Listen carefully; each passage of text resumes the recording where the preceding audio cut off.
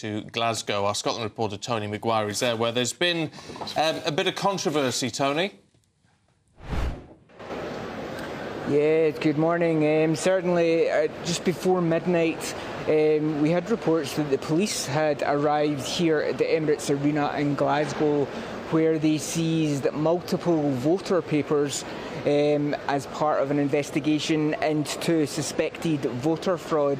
Now, it's believed that 2 from Glasgow South West and 1 from Glasgow West were taken and bagged as evidence by the police, and they were going to look into this matter further. Now, just before I came on there had a little conversation with Glasgow City Council, and the guy here who I was talking to, he was saying that, you know, this isn't his first election count, and this is something that does happen.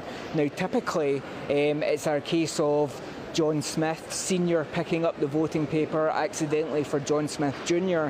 And similar mundane scenarios. However, the fact that the police have taken these bagged as evidence and then taken them away suggests that perhaps they're looking at this case a little more seriously. However, the votes themselves are still going to get added to the total tally.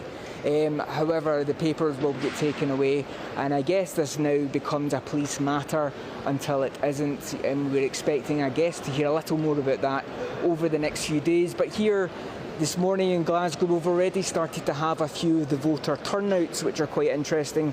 Certainly about 51.59 in Glasgow East, 47.06 in Glasgow North East. Still to get those turnouts, of course, for Glasgow West and Glasgow South West.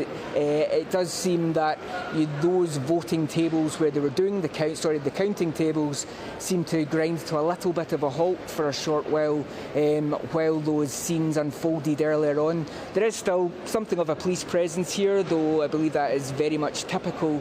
But it still remains to be seen what becomes of this. Certainly the candidates themselves for Glasgow West and Glasgow South West, well, they were taken together into a side room and explained the ins and outs of it. But as far as we know, it's business as usual now.